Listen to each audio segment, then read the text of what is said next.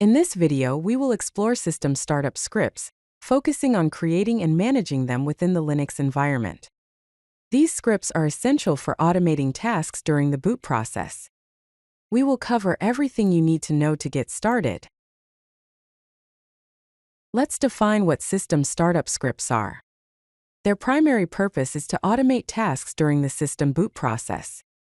They can start various services and applications, configure different system parameters, and set up environment variables. There are different types of startup scripts like system-wide initialization scripts. These affect all users on the system. User-specific startup scripts. These customize the user's environment. Service management scripts. These control system services. And scheduled startup tasks. These are tasks that run at a specific time during startup. To understand where startup scripts fit, let's briefly go over the Linux boot process. First, the basic input-output system or unified extensible firmware interface performs a power-on self-test, checking and initializing the hardware. Next, the bootloader, such as Grand Unified Bootloader, loads the kernel and initial RAM disk.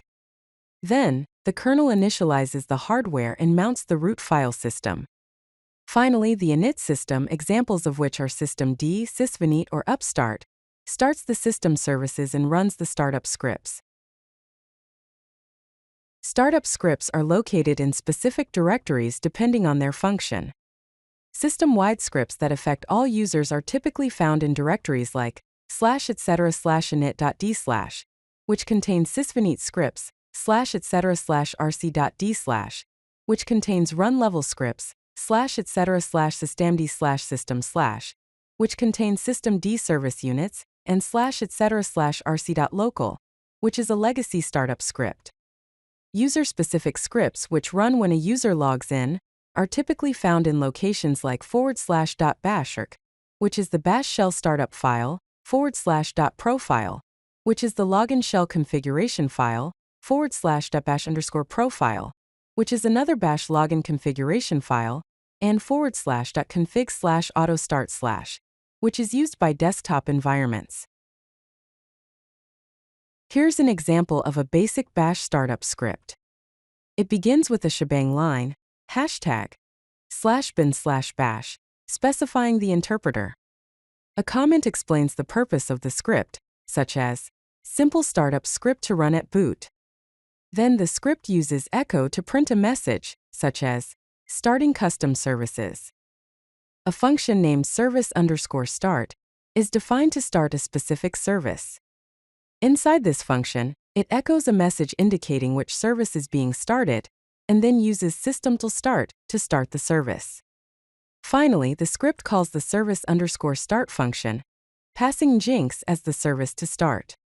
This script should be saved in /etc/init.d/, or as a systemd service unit to run at boot.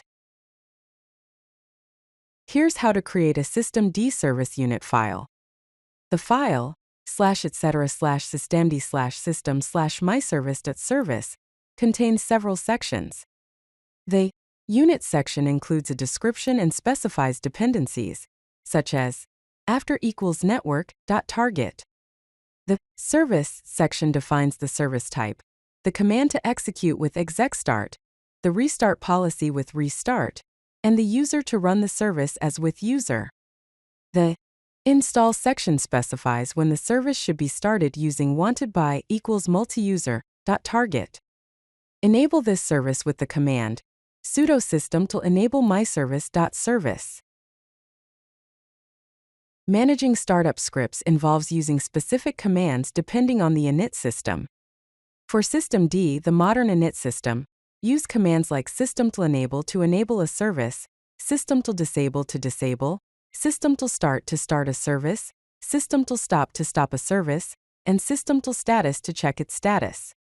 For sysvinit, the older traditional init system, use commands like chconfig servicename on to enable a service, chconfig servicename off to disable it, service servicename start to start the service, service servicename stop to stop it, and service servicename status to check its status. To create a user startup script, add commands to the end of /.bashrc. For example, you can add a script to start the secure shell agent if it's not running, You can do this with the following commands.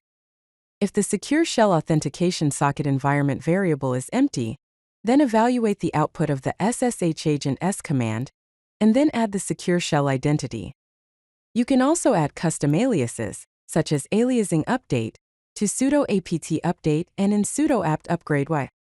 To apply the changes, edit /.bashirk with your favorite text editor, add the commands to the end of the file, save the file, and then reload it by running source /.bashirk. Debugging startup scripts involves identifying and resolving common issues such as incorrect permissions, missing dependencies, path issues, syntax errors, and timing problems. Always test your scripts manually before setting them to run at startup. Commands to help in debugging are system.status myservice to check the service status, journal.u myservice to view service logs, and bash x/path/to/script.sh to debug a bash script. It is good practice to add echo statements in your scripts to track execution flow. Here are some best practices to keep in mind. Document everything by adding detailed comments to your scripts, explaining what they do and why. Set proper permissions to ensure scripts have the correct ownership and execution permissions. Handle failures by including error handling and logging in your startup scripts. Test thoroughly by testing scripts manually before configuring them to run at startup. In summary, system startup scripts automate tasks during boot and login, and with proper implementation, they can significantly improve system management and user experience. If you like this video, hit that like button and don't forget to subscribe. Visit codelucky.com for more such useful content.